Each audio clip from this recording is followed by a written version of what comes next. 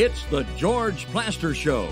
30 years of the best sports talk in Middle Tennessee. Featuring Tennessee Sports Hall of Famer Watson Brown. And it's a shame it's taken this long to get an introduction for this Tennessee Sports Hall of Famer, Kelly Holcomb, along with young gun Billy Derrick. And now, here's your host, George Plaster.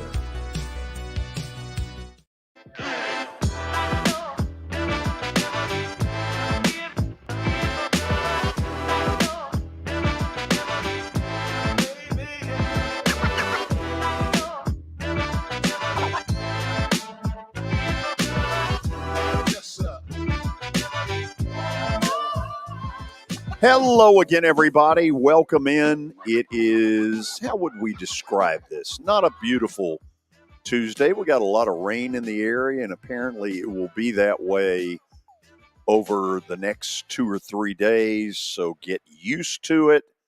Rain at times, then not rain at times. That appears to be the way this system is going to work.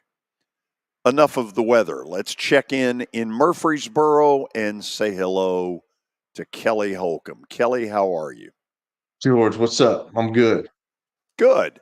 Excellent. Did you stay up last night? Did you stay up last night watching the game? I saw one shining moment. I didn't stay for that, man. I was utterly disturbed at the game. I knew it was going. Everybody's got a feeling. You know, you picked it, that it was going to happen that way. They just had no. I'm sure we'll talk about it, but Purdue had no offense other than Zach Edey. The Smith kid tried, but that was their team this year, and he ran up against a 7-2 kid that could guard him one-on-one. They only double teamed him a couple of times, but UConn's just too good. I mean, they're better than everybody. Yeah. Yeah, they need to play the Hawks in the play-in game. Seriously. Unreal. Really good. Yeah. So, by the way, you won't believe what I was doing when once one shining moment was over, turned it over to the NHL Network to see the final period of Vancouver at home against Vegas. A Predator fan needed to be rooting for Vancouver, and they held on for dear life and won 4-3. So last night I was truly a good fan. Very loyal. You were. Yes. Billy, Absolutely. How are you? I'm good. Did you see one shining moment? I did not. I'm kind of like Kelly. It got to the 3 or 4 minute mark, and I just said, all right, this isn't even really worth watching anymore. You already know who's going to win. What a bunch of wuss bags. I agree. I just couldn't. I felt that way the whole game. Like the second half, it was just there was nothing. I kept telling my wife, I'm like, they're just too good. They can't, like, those guys. Every guy on their team can play. It's amazing. Like, nobody showed up for Purdue. I mean, they just couldn't make shots. When you got to make shots, they couldn't make shots. But UConn makes shots. They don't worry about getting low on the shot clock. They just pass it around, and they'll shoot it, and they cut your heart out every time. I mean, because they make shots. Edey went through one little stretch. He did. Final 4 minutes of the first half, first 4 minutes of the second half, where he couldn't hit anything, and that's really where UConn took off. Yeah, True. And I didn't think Matt Painter had a secondary option. And now you can say they haven't had a secondary option all season, but their guards in this tournament just didn't shoot the ball well. Mm-mm. No. Braden Smith, and he had. I don't think he scored in the second half, and Lawyers. Those are good players. They just, I don't know. UConn just overpowered them with their depth, like you said. I think Alabama and Nate Oates had a better plan of attack and better personnel to go up against UConn than Purdue did. I think Alabama-UConn would have been a better national title. I kind of wonder. Look, nobody would want it, but okay, we got UConn up here on a pedestal, and they've earned it. But I now believe that Alabama was closer to Purdue than I thought going in. I'd love to see that game on a neutral site. Yep. And it just didn't feel like Matt Painter, like I said. You go, and he said it. I think one of the interviews with Tracy Wolfson, he said, what's your plan? He was asked about it. He said, get the it ball to to Zach Edey. Edey. And it's hard to blame him, but they get kind of stuck, in the second half. They couldn't do anything else. Edey still had 37 points. Yeah. But every time UConn needs out of that, what, 60? Yeah, I mean, he scored, over half their points. Yeah, scored over 60% of them. Yeah, and if you don't get to 75, 80 points against UConn, good luck. Yeah. Their defense is really good too. So Really now the good. question is going to be, can they three-peat? And I don't know. I don't have that answer. But what I do know is there will be some kids in the transfer portal, because there are about 1 million of them, who will say, I want to be part of a potential three-peat. And I don't think UConn will have any trouble reloading. Now, can they reload to national title? Who knows? But, even if they don't, to go back-to-back for the first time since 2007 with Florida is historical. I mean, they won their 6 tournament games by 140 points and 23 points per game for their margin. I think you start talking about, is this the most dominant 2-year run in the history of college basketball? Hell no. It's not even close. It's called UCLA. People who are putting that crap out there, anybody see UCLA when they won 10 national titles? Yeah, they won. What was it? Was it straight, George? 10, how many straight? In 74, they lost to NC State, who had the big kid Tom Burleson. They had the great player in David Thompson. That was a great semifinal game. And look, what UConn's accomplished is terrific. But let's not throw UCLA out with the bathwater. I mean, what John Wooden and that group did is, it'll never be replicated. Now, the argument that can be made is it's a lot different. It was a 16-team field back then, so you had to win 4 games. And UCLA's case, a lot of time, there was very little travel because they would try to seed you geographically. And so, you can make the argument that it's closer than just saying, well, this one won 10 and this one won 2, but still, the UCLA dynasty, we're never going to see that again. No. You Never. Can't just forget about that one. But one of the crazier stats to me, UConn is now 6-0 in national championship games as a program. All of them since 1999.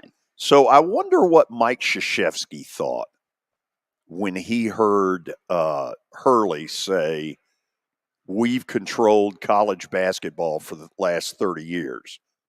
That might have been, it's arguable. Yeah. That's very arguable. Yeah, Krzyzewski could sit there and say, not so fast. Yeah, they went back-to-back. They didn't go back-to-back, did they? Duke? Coach K did, right? I don't think so, but he won. He's got his fair share. What's he got, 5? I think so, yeah. He's got 5. Is it 4 or 5? It's one of those. I don't know. I can't remember off the top of my head, but Dan Hurley is up there now with the pantheon of college coaches. Pantheon? Really? Did you learn that in school? Pantheon. The pantheon. You saw that today, George, and you couldn't wait to use it. When did you first learn that word? Pantheon. I don't really know what it means, but it sounds good. So you just put a word out there and hoped that it stuck. Yes. Okay. Yeah. Look that up before you use it, Billy. Good gracious. Alacrity. Yeah. Okay. Al Michaels used to use that word all the time. I had no idea what the hell it meant. Do you still not know what it means? I think it means let's move it. Yeah. Alacrity. Yeah. Alacrity. Okay. Alacrity. But speaking of Hurley, I'm not ever going to use that word again, ever. He laughed about Pantheon. Yeah. Lord. Pantheon. This show is the pantheon of kind of triple boxes. What kind of gym shoe operation we got going here, man? The pantheon.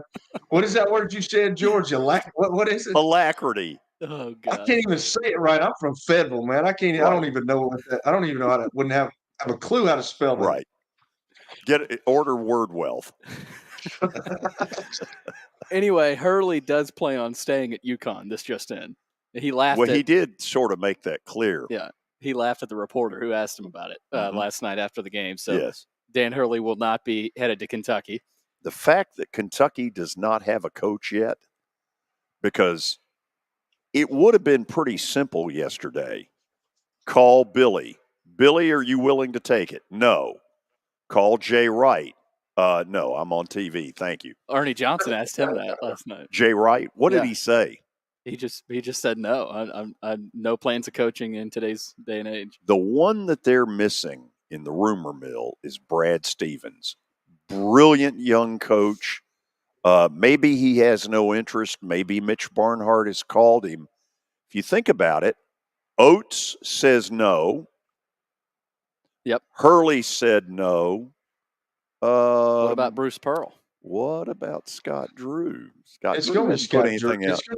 That's going to be Scott Drew. Yeah. It would be ironic if it were Pearl, because I could see Pearl, who hated Calipari. They hate each other. I could see Pearl sending Calipari, sort of a video of him cleaning out Calipari's office. So George, they hate each other? Do they shake hands? Despise each other. Do they shake hands during games? It's what I would call a drive-by. It's not warm and fuzzy. No, there's no. They hate each other. But I think it is interesting. You've got Nate Oates saying no. Dan Hurley. I think we knew that. But Bruce Pearl. I think it says something that the SEC has gotten to the point where these programs can hang with Kentucky NIL wise, and everybody's kind of on an even playing field now. So Calipari did confirm he is leaving Kentucky in a Twitter video today. Was this through his dog or? No, I guess he recorded it when he got back home after the walk with his dog.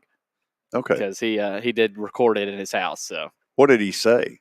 I haven't watched it yet, but maybe we can play it a little bit later. Oh, that would be thrilling. Oh yeah, it'd be exhilarating. But it'd be the pantheon of films. We do have another piece of college news. Tobe Awaka for Tennessee has entered the transfer portal.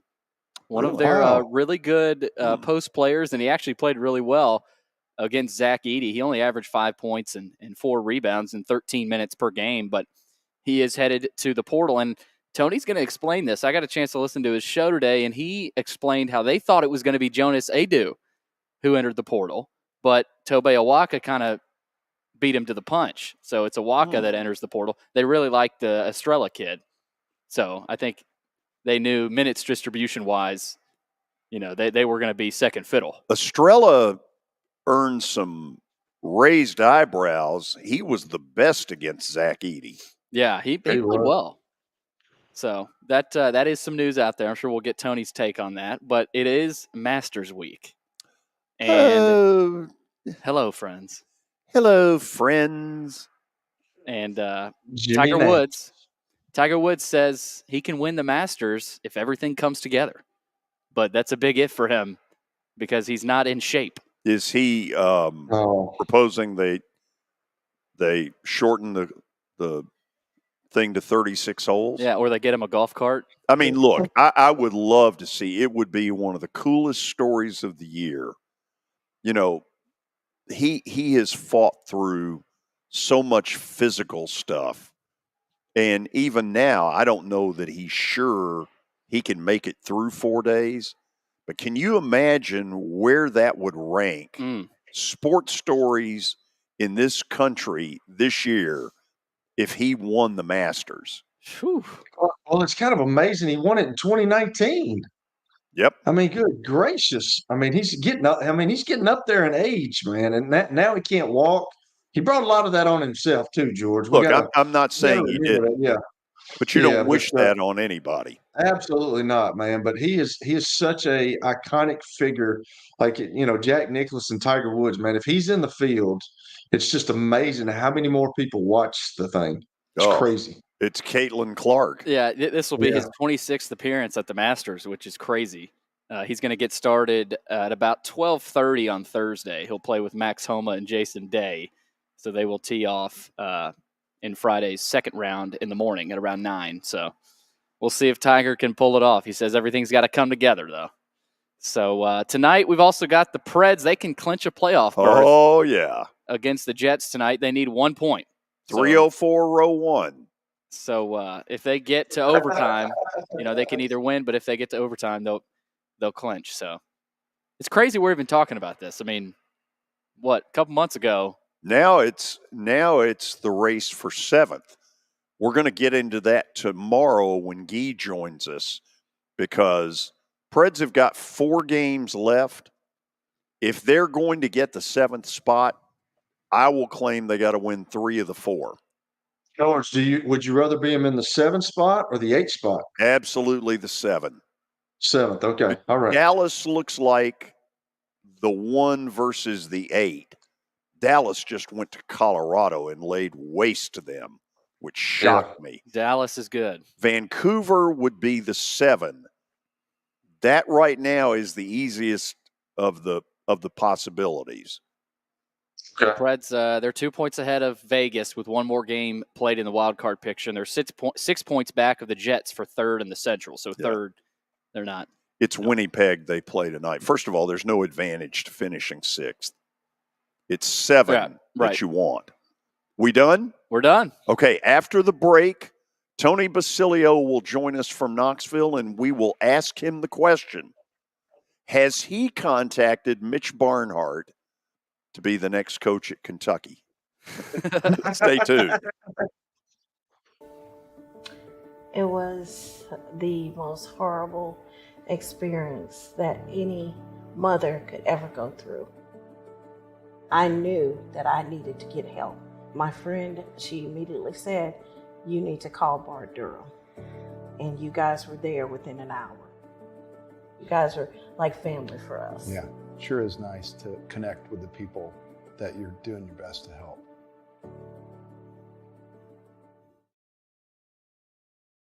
As the trusted premier custom home builder in Middle Tennessee, Donnelly Timmons has over 20 years of experience in the industry. Whether you're looking to build your dream home or renovate your current home, their team will ensure that every client and every remodel is unique, luxurious, and completed on time within budget.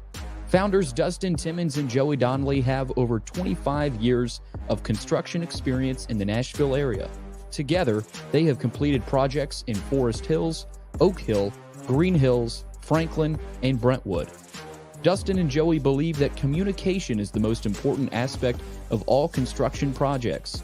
Therefore, they personally manage each project themselves and are involved in job site activities on a daily basis. Their commitment to quality and integrity has earned them an outstanding reputation among their clients. Contact them to set an appointment for a free consultation or to view some of their completed projects. Give them a call at 615-456-7983 or log on to DonnellyTimmons.com. I'm Watson Brown. I'm Kelly Holcomb. I'm Billy Derrick. We're the George Plaster Show. We've been Nashville's best sports talk for the last 30 years. And you know what? We still are. Catch us live weekdays from 2 to 4 p.m. Central Time in Nashville on YouTube, Twitter, and Facebook. Also, the podcast version is available on Spotify and Apple Podcasts. Looking for more than just awards and trophies? Southern Trophy House is your one-stop solution. For over 60 years, their team has created lasting impressions with a personalized touch.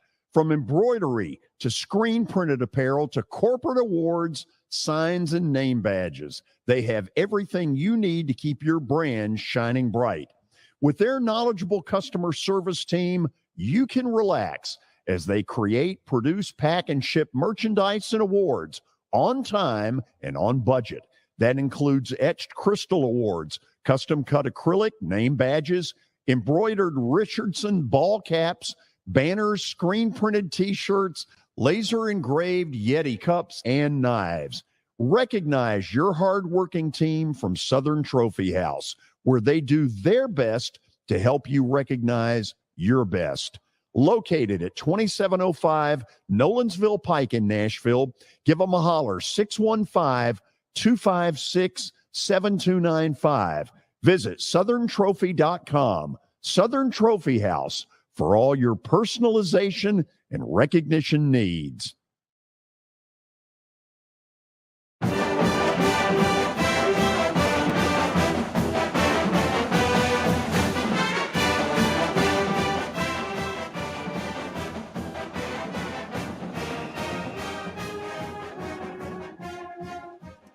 Okay, a lot to talk about, a lot to chew on with Tony Basilio, Knoxville sports talk show host extraordinaire. Did you hear Billy throw out the word Pantheon? Pantheon. Billy, I'll tell you, man, that education, buddy. They don't even know what it means, Tony. I know that makes it better, though. At the end of the day, Oh, it is makes that it right? better. When you're using words you So, don't know what they mean, that makes it even better. Oh, is that correct? Yeah. Well, he just did. One of those big Jim Nance He words. pulled a Greg Sankey on us. Yeah. Because it just means more. Yeah. So pretty great. Okay, I want to hear what it's been like on your show, your reaction to the whole Calipari going to Arkansas. Well, I think Kentucky's really relieved. I think Tennessee fans are afraid of what's coming. John Calipari, yesterday they had video of him on a thoroughfare up there in Lexington, walking his dog in a baby stroller. I mean, what does this guy think he's? We showed it. We saw it. Does he think he's television. Vinny the Chin Gigante from back in the day, the Odd Father?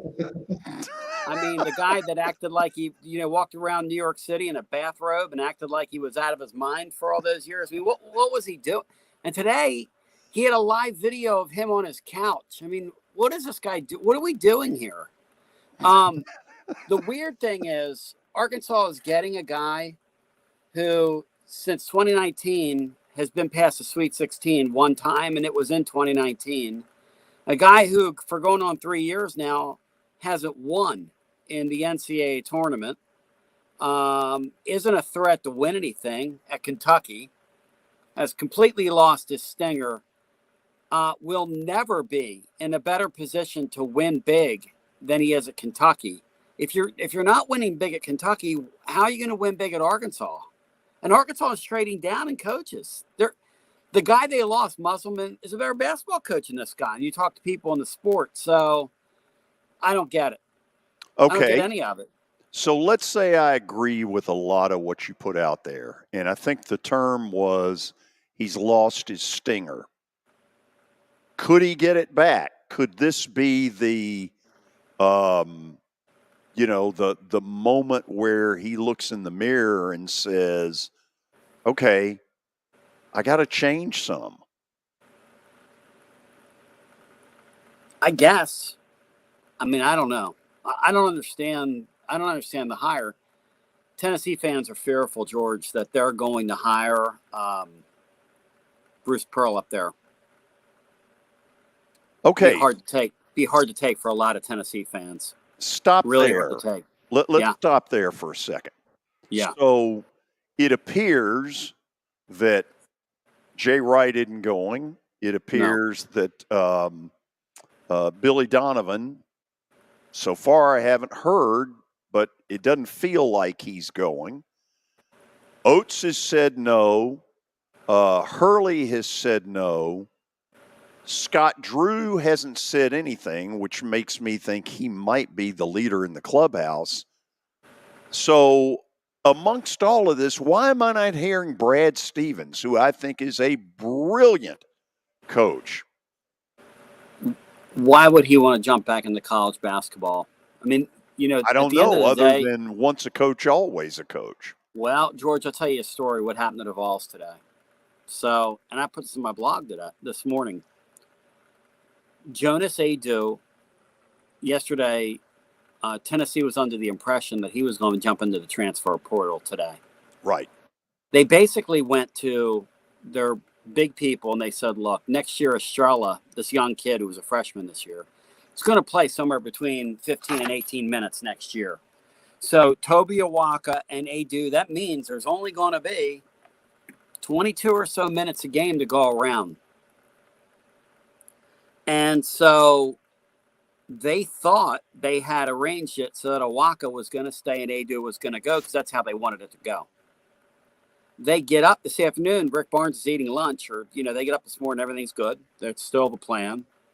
They're eating lunch, and right around lunchtime, Awaka puts out on one of his social media accounts that he's entering the transfer portal. Why would Brad Stevens? Why would the guy at Villanova who's retired? Why would Billy Donovan, for that matter? The college basketball that Brad Stevens was in, that can rest in peace. I mean, this is crazy. And that's what happened at Tennessee today, and they're at the top of the sport. Right. So imagine what would happen up there in Lexington. And by the way, the Adu guy, so the conventional wisdom is, okay, well, I guess he's staying now because Awaka left. The Adu guy is now telling them, I want a sweetener with my NIL. I want, you're going to take more care of me, or I might jump. Why would anybody want to get in that, George? Heck if I know. I mean, the thought of that and how silly it all is makes me want to premedicate. And then you had the court case in West Virginia recently where now the ramifications are that not only can you transfer one time, you can transfer 2 times, you can transfer 3 times, you can transfer 4 times. I mean, at the end of the day, what are we doing here? That's the JT Daniels rule, by the way. Oh, I love that. Yeah. Four and 4 years. 5 schools? Yeah. Because when you go back for a reunion, right? Kelly has 1 reunion he can go to. JT Daniels has 4. I mean, that's wonderful. You can't beat that. Forget about making lifelong friends. People won't even know JT Daniels' name at half these places. Oh, who are you? So let's take the scenario you've tossed out there, because you know the answer to this piece better than I do. They never worked together at Tennessee, Mitch Barnhart, Bruce Pearl. Mitch was long gone by then, but they certainly deal with each other in SEC league meetings. What are you told is their relationship? Oh, I think those guys know each other by now. And I think down through the years, look, the guy Barnhart really wants a Scott Drew. It's one of his Bible study buddies, and that's just the way it is. I mean, those are 2 guys that are about as congruent can be in the way they see the world.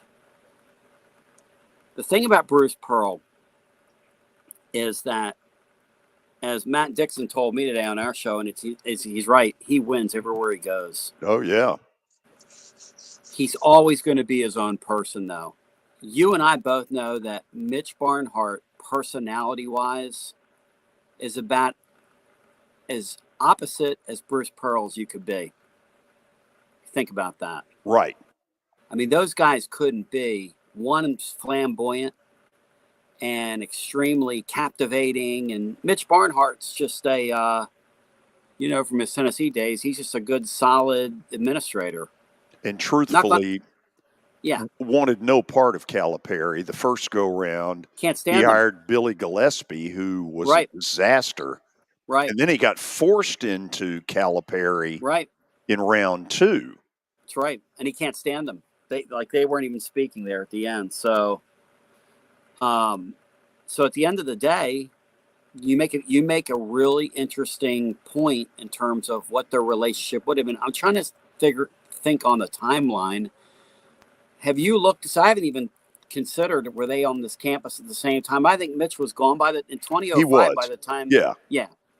Surely down through the years, though, they've gotten to talk to each other at Destin SEC and places league like that. meetings, yeah. Yeah, I mean, Pearl's been in this league for, around 20 years, give or take the 3 that he was away from the game. Here's one thing that would change. Rupp Arena at times is a little wine and cheese. Mm-hmm. Man, would that go away? You talk about a volume of noise. If Pearl were there and got the students the way he did at Auburn, oh my God. One of the first things he did here, I'll never forget it, was I had a kid that was an intern at the time. He said the weirdest thing happened last night. I said, what was it? He said, I was eating in the cafeteria, and the basketball coach came in and stood on a table and was screaming at in a big, huge cafeteria, I think presidential cafeteria. Right. Hey, look, I'm the new basketball coach, and we need you guys. We need you to come to games. And he did it a few more times that year. Yeah. And then they played Florida that year, his first year. And he ran out there before the game. The students were literally standing in line to get in. And that was when Florida had great teams. And, you know, Pearl was just starting here. And he had pizza delivered to the kids. Yeah. And then he stood up and he gave them a speech. And those kids were ready to run through a brick wall for this guy. Because he's got, Bruce has this thing where he's got this charisma, and then he has this TV evangelist thing where he can just turn it on. Right. And man, when he turns it on you, hey, when he turns it on you, boy, that snake oil salesman in him. Uh-huh. Boy, he can really turn. I'll tell you this about him, though, George, all kidding aside. He's a pretty good guy, and he's helped a lot of people in this town quietly. He still helps people in this town very quietly. So I'll always have a soft spot for him because I think he tries to help people. I really do. Yeah. His first year at Tennessee, since we're getting into Bruce Pearl stories, they're playing Vandy up at Thompson Bowling, and we had done the show, I want to say over at Calhoun's, which I know you've done a bunch. Mm-hmm. So after the game, Tennessee won by about 5 in a really hotly contested game, and he's wearing the orange coat. And so when the press conference ends, he goes, come here. He brings me up there and he goes, my wife is pissed off at me. And I said, why is that?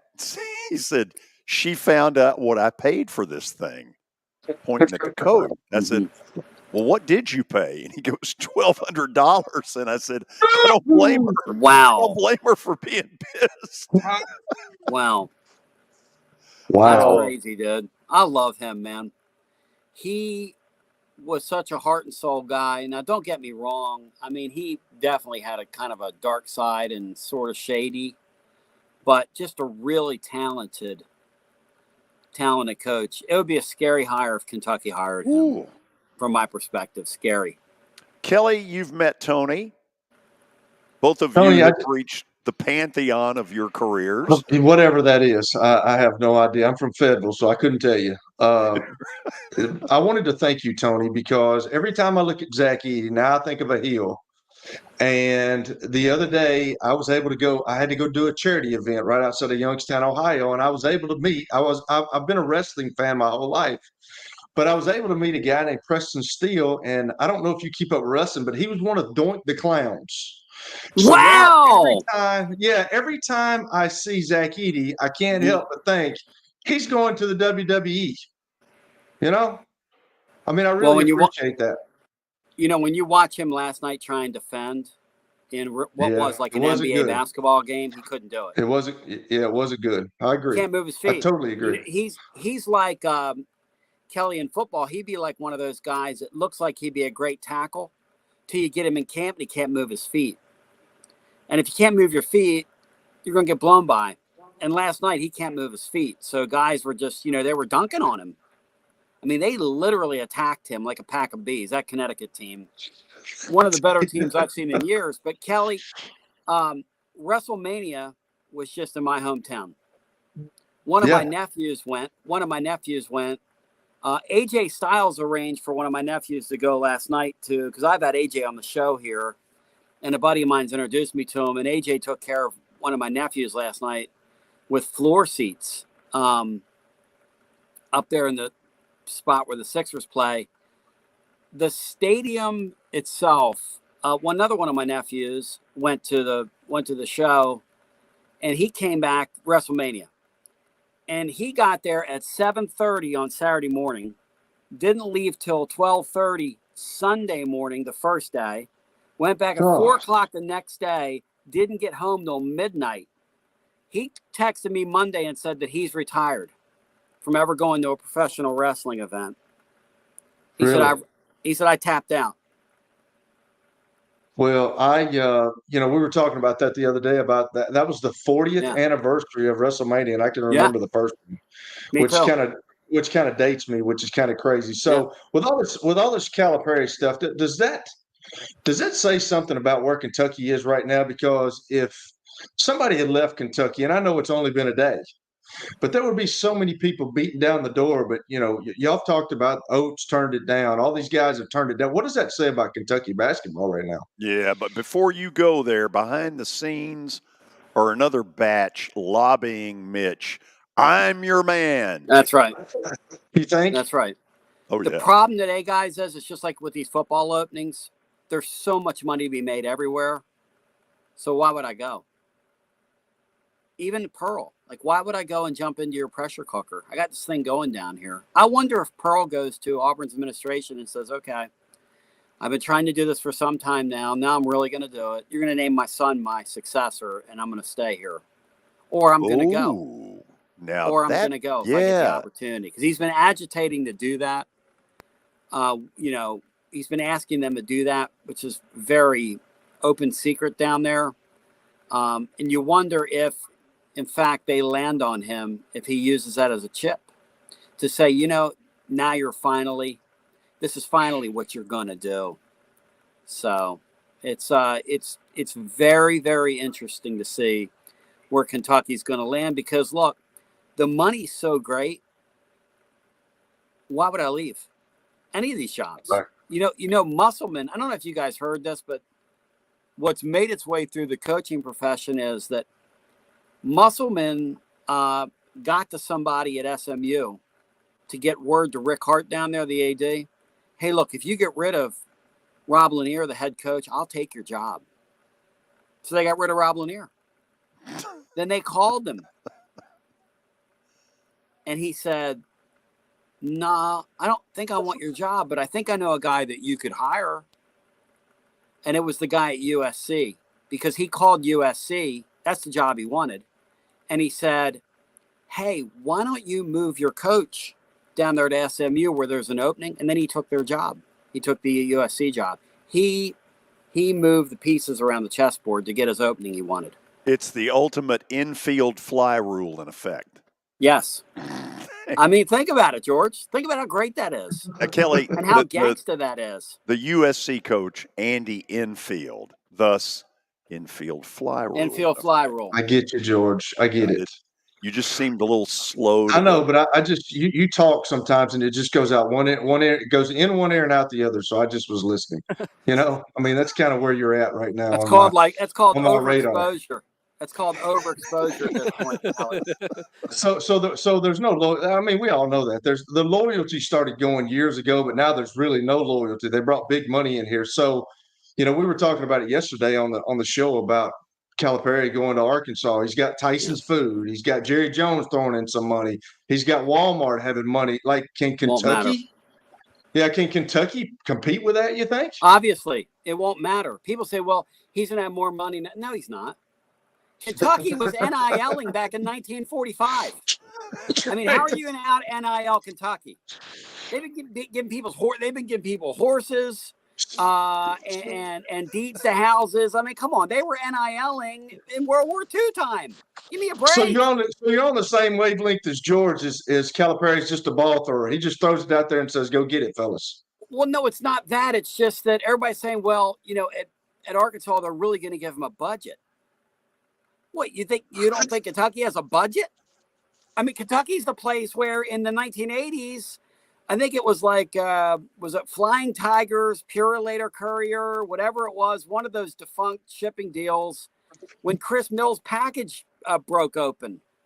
And the guy went, oh my gosh, there's thousands of dollars of cash in here. I mean, come on now. This is Kentucky we're talking about. So can I put in a funny story here? Yeah, I love this stuff. Kelly, you okay with this? So years ago, Coach Newton and I had dinner one night when he was the AD at Kentucky.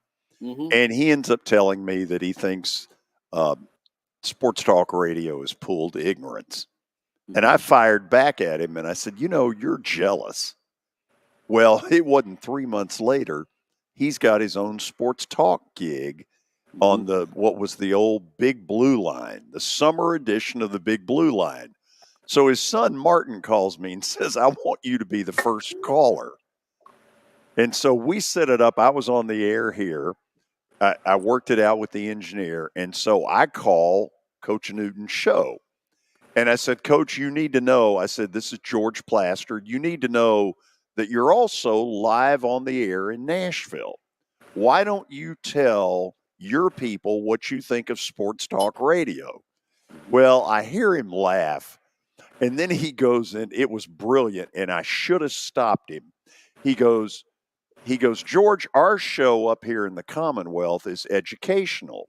We teach the people of the Commonwealth the do's and the don'ts of the NCAA rules. And if I'd had it over to do again, what I would have said was, well, God knows no group needs these lessons more than yours. Amen. But what ends up happening is I couldn't think quick enough. And so he goes through this thing about my show is educational. He goes, now, as for your show, he goes, I don't know what the hell it is you do, but thank you for your call. And hangs up. That's great. It was absolutely hilarious. Story, man. Yeah. That's good Go stuff. ahead, Kelly. Sorry. So my last question is, you called it the other day. I got to give you some props, but what do you think about the new hires, the women's coach, Kim Caldwell? Yes. She's outside the circle. Well, yeah, and what's interesting is I never even talked to Carol Lawson. What's interesting about her is she's feisty, pretty fiery. She was asked by John Adams of the News Sentinel today, do you think you can win at this level playing that style of basketball? And she said, well, why would I be here if I didn't think I could win at this level? Which I have John on me on Thursday, and I'm going to have so much fun with him. I'm going to say, John, do you think you can do this show today? Do you think you can add something to the show today? And he's going to go, well, if I didn't think I could add something to the show, why would I be on here? And I'm going to say, I don't know. Just asking. I'm just asking for Coach Caldwell. She wanted me to ask you that. That's a gal, and there's been a lot of resistance to her hire here because she's not related. They had to do this. The Lady Vol fan supporter hated my reaction to the hire, which is I love the hire because I think it's what you had to do. You're Tennessee, you're in a spot where you were not going to get one of the top coaches in the sport. You weren't. It's kind of the same thing as the men's deal.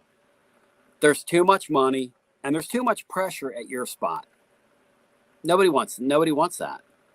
So Tennessee didn't talk to Carol Lawson. They decided to go away from her. She aggravated and rankled some people. She was on our board of trustees here. She got the Duke job, and they told her, well, thanks for serving on the board. And she said, what do you mean? I'm going to do both. And they said, you are absolutely will not do both. I mean, you might think you're the Queen of England, but you're not. I mean, there's no way you're going to do both. So anyway, she kind of pitched a fit. They didn't like that. There was no way they were hiring her. And she was really the only one left from the tree that could have been considered. So once that happened, we knew that there was nobody else left. I mean, they were going to go away. They hired somebody here that plays a 94-foot game that does line changes like you do in hockey.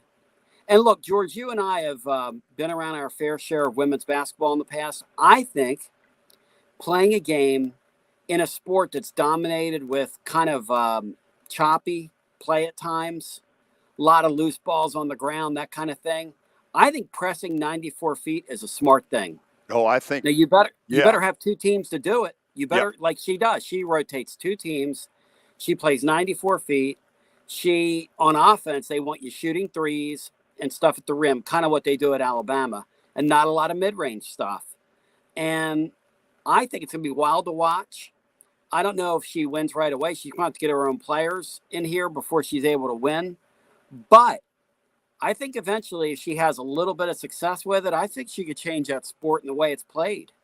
Because I'm telling you, you can make hay in a sport that's that sloppy, where the ball gets kicked around as much as it does. It gets kicked around a lot in the men's game. I remember early Pearl when he did it. Oh, my God. And they would smother teams. It was that full court. Yes. Yes. And that's how she wants to play. That's what she's going to do. By the way, I totally agree with you on this. If you've got the depth to be able, to do this, it can be a royal pain in the butt. Yeah. And why not, right? Why not do it? Kelly, you done? Good. Okay. So, needless to say, we love having this guy on the air. And every week I try to do this because he's not getting rich doing this show. So I always ask him, how can people hear you when you're on the air? Because you are an incredibly entertaining host. Well, that's nice of you. tclub.team is, my wife would dispute that I'm incredibly entertaining. Right. T-Club, she tells me all the time, we're not on the air anymore. You're not on the air. And she says that I'm not one of your callers. T-Club. Hold on to that thought. T-Club.team. Hold on to that thought. She's a big fan of yours. Hey, George, she loves you. I'm going to tell you right now, my wife, she loves her some George Plaster now. God, it's incredible. Send her on down. My dad asked this question one time. Yeah. And it really cut me a little bit. He goes, how come you treat your callers better than you treat your mom and dad? Wow. When he said that, I was like, oh, Lord. Oops. Well, there's like an on-air for all of us. There's like an on-air, and then, I'm going to relax. Right. So Tony, you love Watson. Tony, you love Watson, and your wife loves George. Can I get some love from the fam? Like, does the dog love me or somebody? You know what I'm saying? Nobody. I don't know. Nobody. I'll tell you what I'm going to do later, George. Kelly, I'm going to take an image of yours and place it near my dog and see what happens tonight. Film it. Put it on the floor. Don't put it on the floor, Hoss. I'll report back to you. And Billy, my wife loves you too. Oh, there we go. She listens to your podcast. Her father played quarterback at Vanderbilt back in the 40s. Oh, wow. Wow. Oh, yeah, nice. Appreciate it. I may have graduated with him. He went on to be a surgeon. Smart guy. Wow. Big baseball series this weekend at Lindsey Nelson. That was a signature series of the year for the Vols, and that LSU team just has not cooperated. They've been run-rolled. I think it's 4 Sundays in a row now. They just run out of pitching, which is what's going on in this league right now. The league's really strange how these teams don't have pitching, Billy. What's happened? I don't know. It's a hitting league, it feels like, and Tennessee is suited well for it because the Braves don't have pitching. Why should they? Man, that Braves thing is crazy. That Strider is Fried. Is he done, George? Fried? Whoa. Hold on. Billy, why did you shake your head yes? Well, he can't stay healthy. No, Strider is the one that got hurt. Fried's the one that can't, for the moment, get out of the first inning. What's the deal with his velocity, George? Why is his velocity down like 9 miles an hour? I don't know. I'm worried. He did nothing in the offseason. He looks cooked. He looks cooked. You don't and the other thing is this pitching coach. The pitching, they're blaming the pitch clock. Yeah. For all these guys getting hurt. I don't buy that for a minute. No, nobody's buying that. There's no way that's true. Nobody's buying it. No.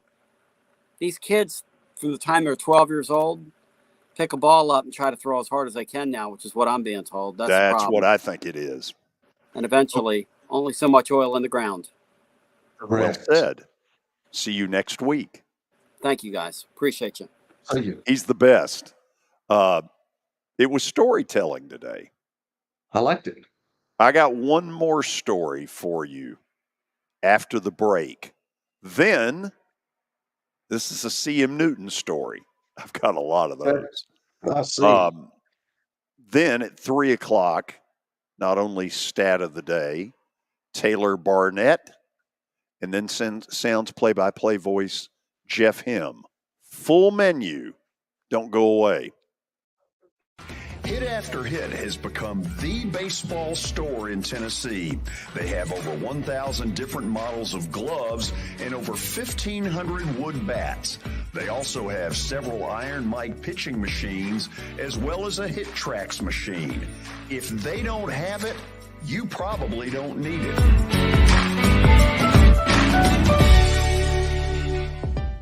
We're proud to call Hit After Hit the official shirt provider of the Plaster and Friends Celebrity Bowling Night.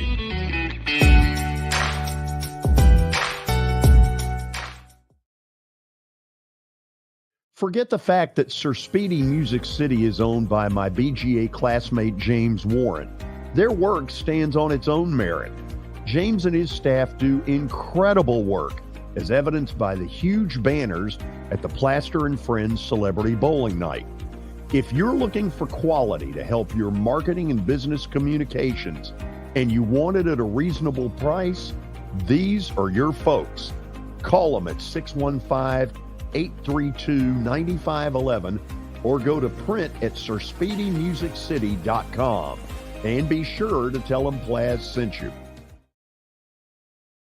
Over the years, more men have started to seek help for hormone deficiencies and imbalances, and Dr. Jeffrey Lodge and wife Daphne, along with their experienced staff, give men the treatment required to improve their quality of life, improve your immune system, energy level, cognitive function, and more.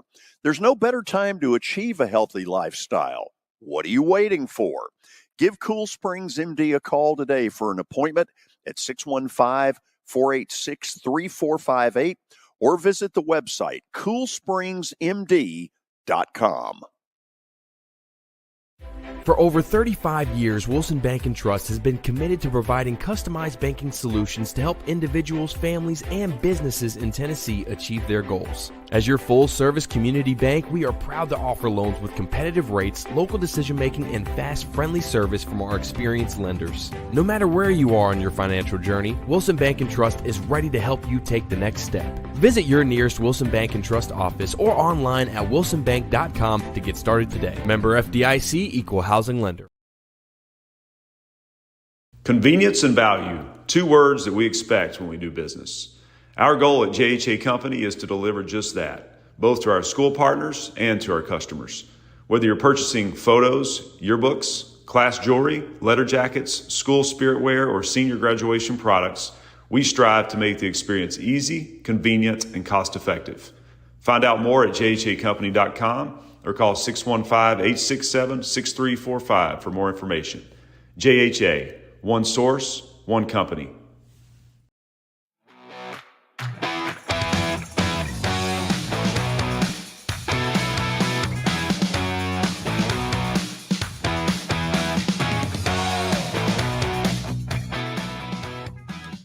Okay, Kelly. Story time. Yes, sir. Storytelling. Let's do it. So, Martin, can I get my blanket? Can I get my blanket and lay down?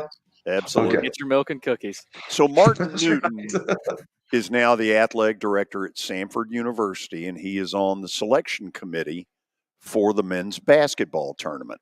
But back in his 20s, which was also my 20s, both of us were accused by Coach Newton of being idiots and not knowing what the hell it is you want to do in life. Okay. So years later, Martin is my color announcer at Western Kentucky, and we had a blast together.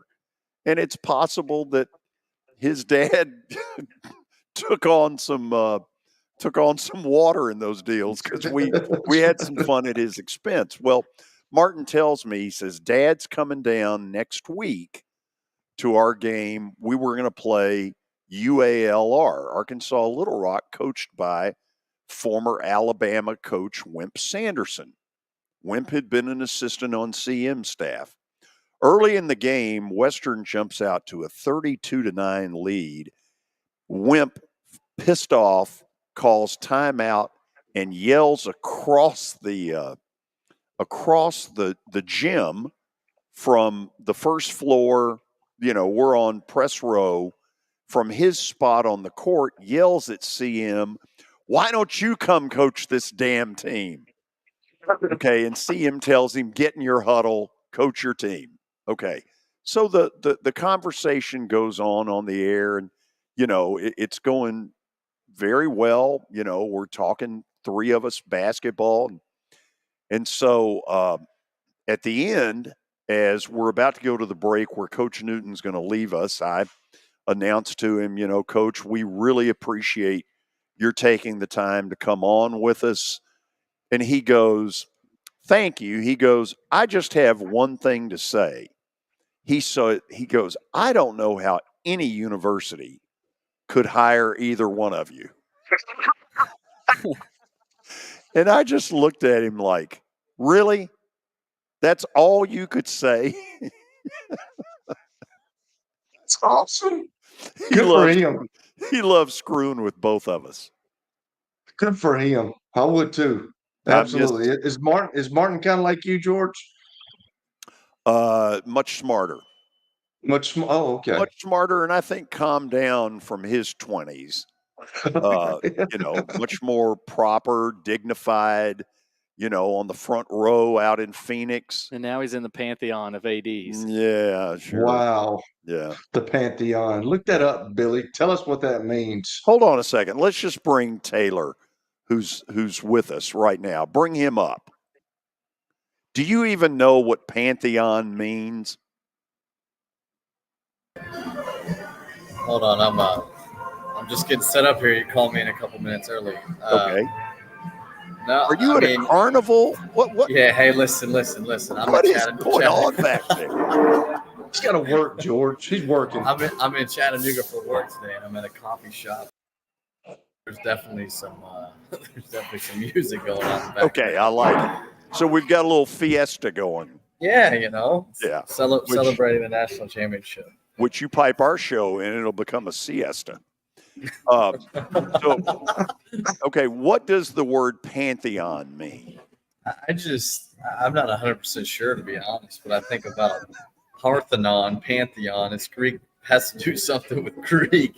I think of pillars, people with power. Yeah. I don't know. Well, you're Greek out here. Billy, no, I thought Taylor was going to give us something good. I thought Taylor was about to give us something good with his wealth of knowledge. Obviously not. More than we did. So Billy threw out pantheon earlier in the show, and we don't think he knows what the hell it means. Well, did he answer, or is he over there Googling? No. It's a group of particularly. He's too lazy to even Google it. He don't even know what it means, and he's too lazy to Google it. That's why he gets up at noon every day, and then right 2 minutes before the show, he puts up faces. Okay, so so are we going to the day? Let's try to include Taylor in this so he can be wrong with us. Yeah, let's do it. Stat of the day brought to you by John English Antique Sports and Cards out in Shelbyville. They're open during the week, Tuesday through Friday from noon to 5, and Saturdays from 10 a.m. to 5. Give them a call, 931-492-4304. All right, we're going college basketball. UConn's plus 140 point differential in this year's tournament was the best of all time. Whose record did they beat? Oh, I ought to know. I saw it. Why am I thinking, Taylor, is it possible it was last year's UConn? I was going to say UConn. It is possible, for sure. Well, yeah, maybe it's a trick question. Let's see if the three blind mice have tricked Billy. Incorrect. Oh, God. Okay. So that year, and by the way, look at how different Patino's hair looks there. Okay? Instead of that Brillo pad he has now, he had nice hair back then. That Kentucky team beat my Vanderbilt teams that I broadcast by a combined like 83 points that year. Beat us by 40 in Nashville, beat us by 40 on senior night in Lexington. That was not pretty. That was the Christians versus the Lions. Okay, Taylor, so give us your 2 cents worth on what has been going on in your hometown. Yeah. What do you mean? What's going on there? Something happened? Yeah, don't. I mean, listen, I think that John Calipari is a Hall of Fame coach. I think 15 years at a job like that's a long time. I think that it's, I think he put out a video not too long ago, just said it's time for a different voice. And I think he's right. And honestly, I'm happy for him more than anybody, honestly. I mean, that's got to be a sense of relief. The first 6 years of the job, he crushed it. And he set the bar really high for himself. And 15 years to last that long in a place like that, where the climate and fans are the way that they are, is really impressive. I'm happy for him. I think it's probably got to be a best for both parties and just a sense of relief for him, And so I think it's a good time. I think he's right. I think it is time for a different voice. And I think that he's come to terms with that, which is healthy for him and his family. Okay, I know you may want to respectfully go hide when I ask this. The Kentucky that I saw in the bad moments this year really looked kind of clueless. Didn't look very fundamentally sound, seemed to lack some things. Now, there were brilliant moments that you could counter with and say, boy, on those nights, they look like one of the 10 best teams in America. But there were other nights where they really didn't look very good. And I'll be honest, Taylor, I've come to the conclusion that he may have a staff that can recruit, but I don't think it's a very solid staff. And I think he needs to think that part over as he goes to Arkansas. What do you think? Yeah, I mean, I saw those same moments where there's moments where you're like, wow, this team looks unbeatable. And then there was other moments where you're like, man, they're really struggling defensively. I think it's a combination of a lot of things. For one, a younger team, it takes a lot to get those guys on the same page. Not only to mention, the name of the game has changed. They get a lot of guys in Kentucky that are one and dones, and they're thinking about the league, NIL at play. There's a lot of selfish motives that could really creep in college athletics in 2024. So I think it's a combination of just all of that stuff and trying to get guys to play for the name that's on the front of the jersey and to win championships, and the guys that came before them is a lot harder to do. Everybody can be better with X's and O's. I do think staff is incredibly important. You want to be surrounded by guys that are like-minded, willing to learn, want to work together, want to pour into the players and to each other. So I'm sure he'll have a lot of decisions to make if he takes the Arkansas job, which it looks like he is going to. Okay, in the past, if Kentucky called and offered you the basketball job, you jumped at it. Such does not appear to be the case right now. We think we know that Jay Wright has said no. We suspect that Billy Donovan has, although we have no proof. We hear publicly Nate Oates say he's not going anywhere. We hear Hurley saying he's not going anywhere. If everybody in the pool that we're all putting together said yes, who is the best person to be the next coach at Kentucky?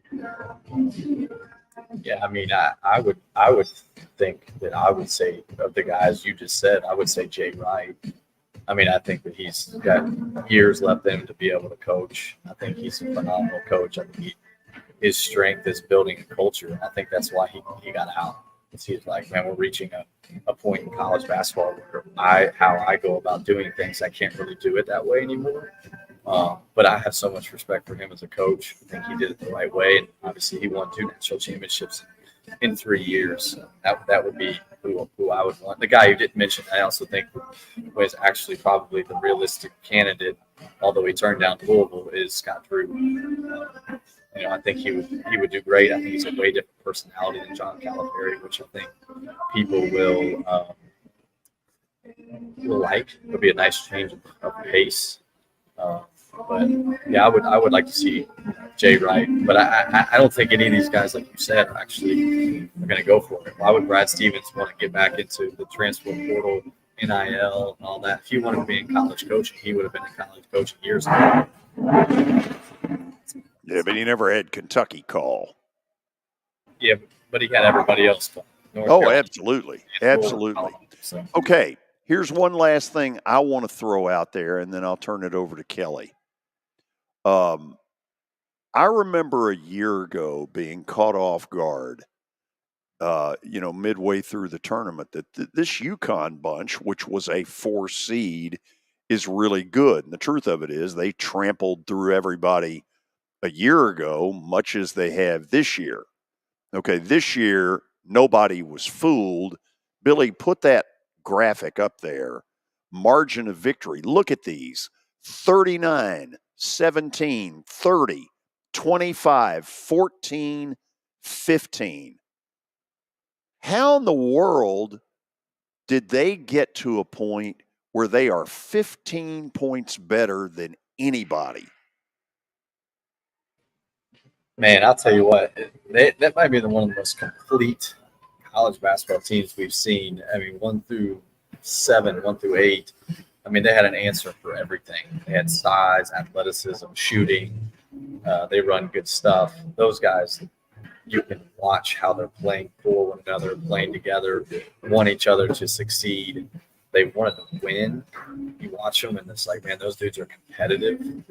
I just think that they just are so talented. Their personnel's great. They're so complete as a team, and it wasn't just a bunch of individuals. And they had a great mix of young and old. And they had guys this year that were there last year, so much experience, so much talent, and they played really well together. Speculate for me on this, because they've got some holes to fill. He was very open last night about wanting to create kind of a mini dynasty, three-peat. We're going to hear all that stuff. In a world that now in college athletics is all about how much money have you got for me, is the lure of being part of a three-peat going to generate a bunch of people coming out of the woodwork, throwing themselves at Hurley saying, take me, I want to be part of this?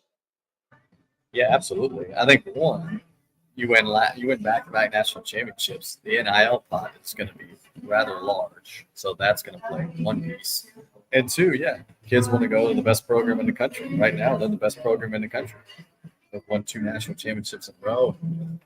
Played on the biggest stage 2 years in a row. So between those two things and all of the spots that they're losing, the players that they're losing, they do have a lot of holes to fill. It's much different than last year. And so I'll be interested to see who they get. I think they will have to turn some guys away. I think they'll have a good chance of getting guys that they actually want. So it'll be interesting to see how it unfolds. Kelly, say hello to Taylor, who is broadcasting live from the World's Fair in Chattanooga. Yeah, Taylor, man. how you doing? I'm great, man. How are you? Did you enjoy that game last night? Because I cut it off about 6 minutes to go in the game. I knew it was not going to happen for Purdue. Yeah, there was a moment in this. It felt like every basket that Purdue was getting, even at the beginning of the game, it was just so hard. And like Zach Edey was making 12-foot jump hooks. It was like, man, that's just not going to last the whole game. And it just felt like Purdue would play a good possession of defense. And then all of a sudden they score 3 seconds to go on the shot. It just felt like at some point this thing's just going to break. Yeah, so we're talking a bunch about Kentucky, and I asked this to a guy yesterday, but I want to get your thoughts on it. You're from there. You understand how Kentucky basketball is up there, but do you think the fans are relieved? I'm sure it's probably split, but do you think the fans are relieved, ready for something new? Absolutely. I think they are. I think I think now that it's actually happened, I bet people are a little bit like they should be grateful for what he did for that program. But I think that the anger from the tournament loss a few weeks ago has gone down. Now that this is really happening, there's a level of like, man, I'm appreciative. It was time, but I'm appreciative of what he did for us. And then I think they're ready for something new for sure. So I'm gonna ask another question I asked yesterday. So hopefully the fans or the people that are listening don't get upset at me. But I want to know, like, I watched the deal, and I said this yesterday to a guy, but I watched the deal where Calipari made it apparent that, hey, here's what I'm here to do. I'm going to get these guys to the NBA, and I'm sure that upset people. Do you think he has to change his style a little bit? Like, I mean, come across it. You know, they were talking about it. He actually talked this year about, hey, I think we got a shot to win this thing. He's never really talked like that, you know. And does he have to change his style going to Arkansas? Whereas you're in college athletics, you're here to develop kids, and if they go to the NBA, that's great. But we're here to win. We want a shot at what we did with Nolan Richardson a long time ago. So, do you think he has to change his philosophy? You know, that's an interesting question because it's like, again, it's so hard to win. And he won a national championship in that style at Kentucky. Yeah. You know, went to a few Final Fours with that style at Kentucky. It's been a little while since that's happened. But yeah, I think the name of the game has changed. He'll have some older guys, he'll have some young guys. See how he can get those guys to mesh. I think that maybe the focus was, hey, letting the NBA take care of itself. We're going to develop you. Winning matters. Those guys care about winning at the next level. So maybe having a little bit more focus. But like, let's be honest. Yes, it became, hey, this is the place where kids come to go to the NBA. But it's not like Coach Calipari and the staff weren't trying to win at Kentucky. You know what I mean? Like that was still the number one goal for them. It just appeared to everybody, okay, this is the school that has this ball with all these NBA players. I want to go there. But it's not like, oh, we don't care about winning a national championship. We're just going to get these guys to the league. No, they were still trying to win. So I think it'll just be like figuring out, like, how can we get some young guys to mesh with some older guys and get them to play together. So Kentucky has kind of controlled the SEC for a long time. And it's seeming like that everybody is kind of catching up now. And you know, even George was talking about it with Tony Basilio earlier, but like, you know, Bruce Pearl, his name has kind of been thrown out there, but like Bruce Pearl's doing really well. Nate Oates doing really well. Rick Barnes really well. You got some really good coaches in the SEC now. So is Kentucky kind of seen as that upper echelon team still, or are they just going to be kind of just in the group of the SEC now? Well, I think Kentucky basketball will always have a different fan base. Rupp Arena is a special place. It's still a blue blood program. I think what's different now is, those guys are really good coaches, but there's also money at those schools too. So there's an NIL pot that could be equal at all of those schools. I don't know exactly what it is for each, but there's only, 7, 8, 9, 10 guys that are actually going to play for each team. So equally talented players are going to go to different schools because you're going to get the same amount of money. So I think that has completely shifted versus kids that cream of the crop want to go to Kentucky because it's Kentucky. Well, now it's like, well, I can go to these other schools too, make the same amount of money and go to the league as well. Okay, so just watching Kentucky or UConn last night. Jay Wright was a really good coach. I enjoyed watching his Villanova basketball teams because I thought they were tough. I thought they were mentally tough. He always had that point guard that was really good. It seems like Dan Hurley's kind of got that style as well. He's got some really good, but like everybody on his team can play. But like you look at the Cam Spencers and the Caravans, the Cam Spencer kid's a really good player, but they got the 7-2 kid, but like he's just such a good coach and he's kind of got that system going. I mean, do you think he can keep this going with the NIL stuff?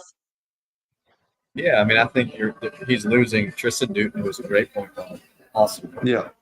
Big, Cam Spencer's gone. Donovan Clingan's gone.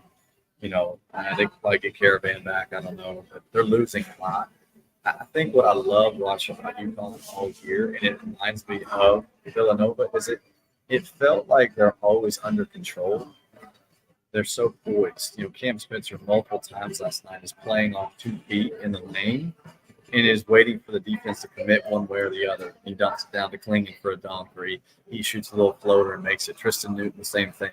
They're always under control and poised. And I think that that's something that they clearly focus on and teach. And I think they can continue to do that with whoever they bring in. Okay, so my last question is, what do you think the future of Zach Edey is? I just want to hear you. I've asked a bunch of folks that, George, and Coach B has talked about that. I want to know what your opinion of Zach Edey's future would be. Gosh, that's so tough. I don't know. I mean, the problem is that we have lost the opinion that it's okay to just be an unbelievable college player. There's nothing wrong with that. Like Tyler Hansborough is a perfect example. Like he was an unbelievable college player, and he got drafted. I don't know, maybe lottery first round, but like didn't really end up working out for him in the NBA. Played professionally overseas, and I could see Zach Edey's career going something like that. Maybe he develops this unbelievable jump shot over the summer. Taking on a Brooke Lopez type of talent. But the thing I can say right now is, man, what an unbelievable college player. And, there's nothing wrong with that. That's awesome. He got player of the year. It's just a different game. They don't throw the ball much inside.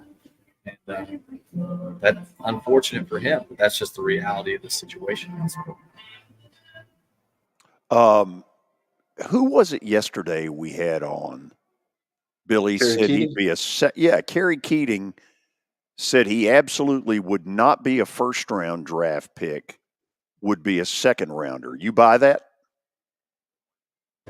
Yeah, I could see him getting drafted in the second round. There's not a whole lot of money tied to a second-round pick. And,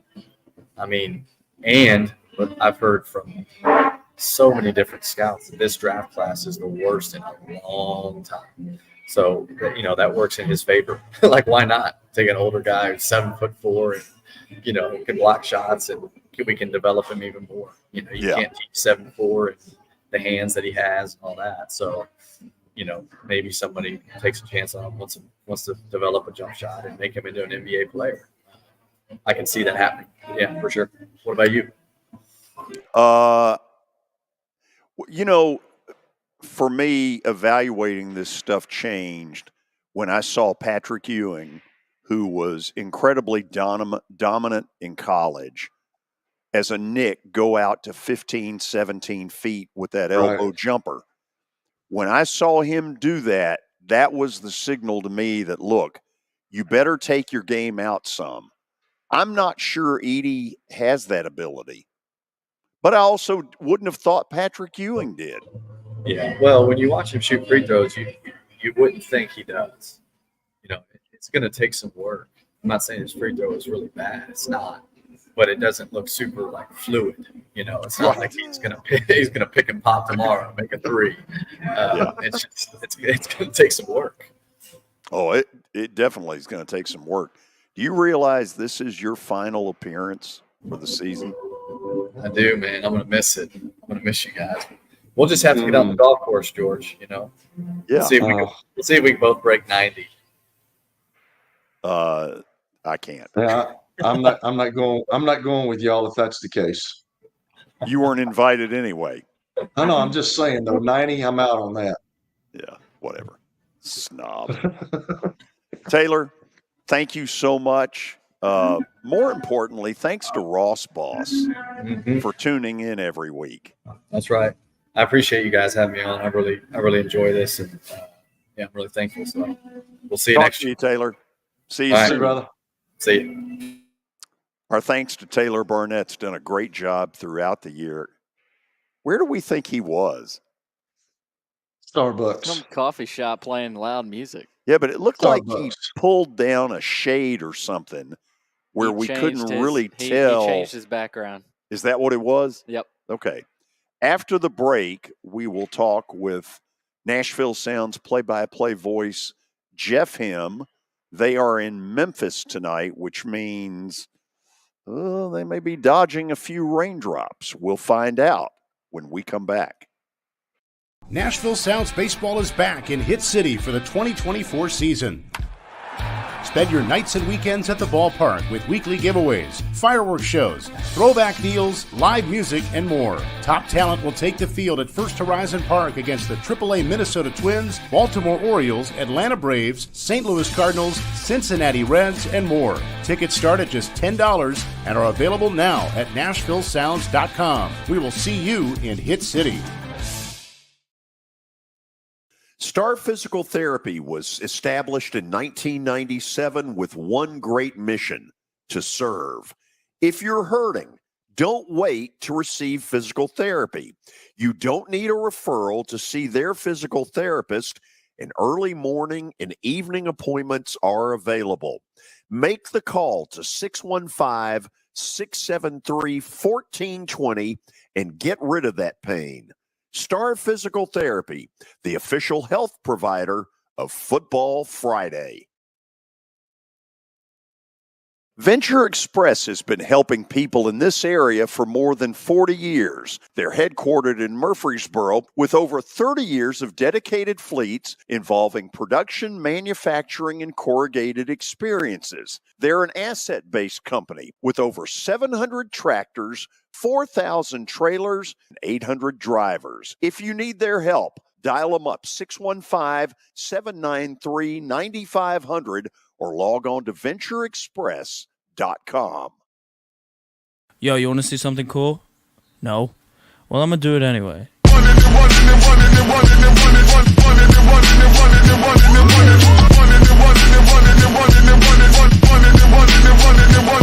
into the scene! No, nobody can do it like me. Zoom house plate with the kick cuisine. I was the black top king, 360s in my green machine. I was a kid and I was breaking down doors. Listening to Tribe, now we on a world tour. You were in a crash. Yeah. Your kids were in the car with you. We're very lucky to even be telling this story to you. Nikki treated us like family, and she was very caring and loving, and I'm just so grateful for that. She was somebody I could trust, and being a veteran, that's so important to me. My kids are going to have a better life now because I don't have to worry about those expenses that we were out. Your family has really created a legacy of trust, and I would recommend you to anyone. You know, starting to save for your future doesn't have to be difficult.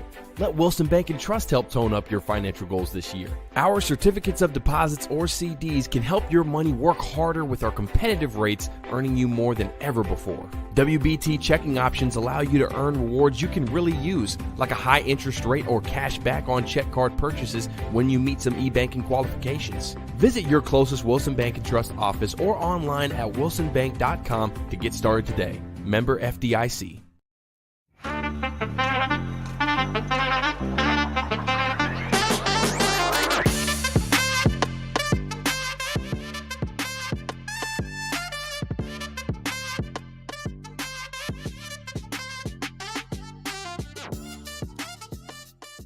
I got to ask a question. We did send Jeff a link, didn't we? We did. Okay, so he should be joining us here in a moment or so. A lot of talk about Calipari, a lot of talk about the Kentucky job. We may never know the answer to this, but I do wonder how many people have turned them down. I don't know. That's just it's mind blowing to me, George, because that was one of the, what do you say, top 4 in the country of jobs that people wanted. Wouldn't you think that? Absolutely.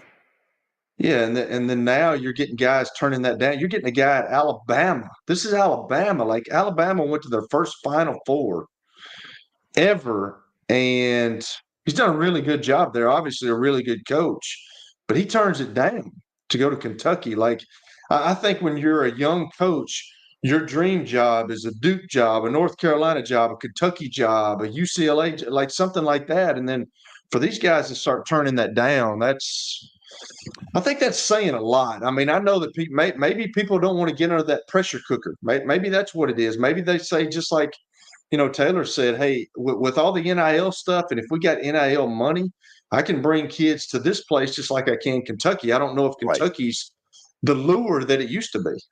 Well, in Nate Oates' case, and we may never know the truth, it was going to be tough for Nate Oates to do this a couple of weeks after he signed an extension at Alabama. Although coaches have done it, and it looks a little sleazy, Exactly. but it's also a school in Alabama's conference. And he may have looked up and just said, I just can't do this now. Timing in life is everything, and the timing for this just wasn't there. It just wasn't. I think, but I think with them making it to the Final Four, that's the other thing. His comments after the game talking about, hey, we're trying to catch the 18 that our football team's got. But he said, even when he was talking after the game, we'll be back. We'll be back. So it showed that we may not have had the success that we wanted, but we got here. And that's something to build on. And I don't have to go to Kentucky. I can do it here and start he could be a legendary guy like Wimp Sanderson, if you think about it. I mean, I can remember Wimp back in the day, but like Nate Oates, he's done something at Alabama, man, that is really, I mean, he's ascended really quick. Billy, you could make the argument that, first of all, I had some Alabama friends who were out in Phoenix. And I told one of them today, I said, you guys have got nothing to be ashamed of. You played UConn better than anybody, and they did. Yeah, I still think that game would have been a better national title. And I mean, obviously it was a better game. It had it tied at 56 with, I think, 6 minutes left. But his style is today's day and age of college basketball. No mid-range. You're getting threes, you're getting layups. And I mean, it feels like if you're not doing that, you're almost putting yourself behind the eight ball a little bit, unless you have a guy like Zach Edey, and, Purdue does. But I'll say this again, it just didn't feel like Matt Painter had another option. And I'm not necessarily blaming him. That's just kind of the fact of the matter. They didn't have anybody else to go to other than Zach Edey. No, it's going to be a lot different at Purdue because they have had this luxury of throwing it into the post. Excuse me, that wasn't very good. Yeah. And I mean, he's playing Nerf ball. Yeah. You've played on a Nerf goal where, it's at 7 feet. I mean, for goodness sakes, the guy didn't have to get on a ladder to cut down the net when they beat Tennessee, to win the Midwest region. 7'4" with that wingspan. I mean, life's about to be a lot different at Purdue. I'm not a basketball guru like Taylor, like Kerry Keating, all those guys, but I really hadn't watched him much. And I understand what you and Tony were talking about last week. He kind of got exposed last night a little bit. Like they kind of went at him, and his feet are kind of sluggish, man. I mean, and you're right. Just like Patrick Ewing, I used to love watching him take that 15-foot jump shot. And his game evolved. I'm not saying Zach Edey's game can't evolve because 7'4". Oh no. And yeah, I mean, who knows? And his game has got to evolve if he's going to the next level. I think it is critically important for that kid. And listen, there's a lot of stuff there to admire. I think number one, he's a gentle giant. You think about some of the abuse that he has taken, and he has never really, fought back and like been ready to throw a punch. You think of the 3 years of double teams and triple teams and all that. I think the kid has a sense of humor. I saw Burns and him laughing Saturday night. Burns probably said to him, I have no chance of guarding you. Hey, I will say this now, the Klingon kid, like when in the first half, he was spent because I think he did not realize just how big and heavy that guy was. And when he came off one time, he was dripping in sweat. He was huffing and puffing. And then I think he got his second win, and he got kind of used to it. And then the second half, he started playing a little better. But I think it shocked him.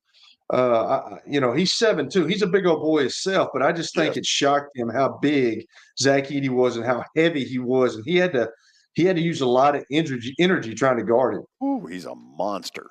Now, what I think is sad is if the NBA, if there really is not a role for him in the NBA with his skill set, I think that's sad.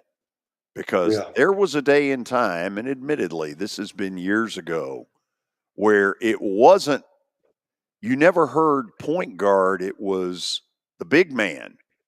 Right. And, there's some teams that I'm thinking of that I wonder what he could do. I'd like to see it happen. I'd like to see him have a shot to be a pro and to have a meaningful role. But I know I learned a lesson. Patrick Ewing played exactly the way he did in the 80s. His range was about 4 to 6 feet. And I'll never forget the first time I saw Patrick Ewing go 15, 17 feet out with the Knicks. And I'm like, what the hell's he doing? And then fade away. Yeah. Yeah. And then, it was Patrick Ewing saying, if I'm going to have a long pro career, this is what I got to do. And to be really honest, not that Zach Edey needs my advice, but if I were giving him a piece of advice, put a phone call into Patrick Ewing. That's some good advice, but I'll be honest with you too. Another thing that is his greatest attribute is his stamina, man. For a big guy, big time. I've never seen a guy play as many minutes as that, and to be as big as he is, I've never seen a guy get up and down the floor as many times. And I mean, he was huffing and puffing a little bit. I'm sure everybody's anxious when it's the national championship and all the eyes on you, so stress levels are up. But man, I've never seen a guy like him that can go he can go a whole game on the court. Jabbar had that, and Wilt apparently had that. Both on and off the court.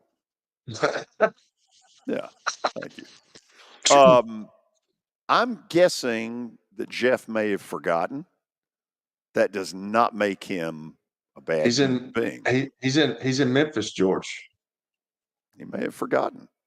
May have forgotten. I don't know. Or they may not allow people in Memphis to call me. Or he might be at Rendezvous right now eating some ribs. Yeah, if that's the case, I don't blame him. I'm seconding him. Absolutely. The Rendezvous was owned by a Greek family. The Vergases. The Vergases, yeah. Oh, wow. And so I went there quite a bit when I lived there. And I'll give it the big old thumbs up, man. That is one great place. That dry rub. Yes. Okay. That dry rub. That's what I was going to say. We're ending the show a tad bit early with Plaster Bet of the Day. Here we go. Bart Durham Injury Law brings it to us. Give them a call, 615-242-9000, or log on to bartdurham.com. Last night, he won. He's won. Got the win. Look at this. Look. One done game well, closer. George. Looky here. You've done well. You know what? Tonight we're going to even it up. Guess where we're going, Kelly? Are the Predators playing tonight? Yes. Yes, there you go. The Winnipeg, how do you say Winnipeg. it? Winnipeg. Winnipeg. Winnipeg Jets. We're going Preds, by golly. That's right. Yes. And they can clinch. And they can clinch tonight? Yes. Let me see if I got this right. If they get to overtime, they're in. That guarantees them a point. They're in. Now, I'd like to see them get it done by way of victory because the seventh spot in the West is much more advantageous right now than the 8 hole. You get Vancouver in the 7, you get Dallas in the 8. We don't want Dallas. Okay. But you also not a good matchup. You don't have to travel. as much if you have. No, that's the flip side. If you have Dallas. You're exactly right, and that is a very good point. We had somebody tell us that last week. Guy brought it up. That up too. Yeah. Anyway, Guy will be on tomorrow during the 3 o'clock hour. Terry McCormick will join us during the 2. The Titans are having media availability tomorrow with Coach Brian Callahan. We'll find out what all of that is about and more. See you then.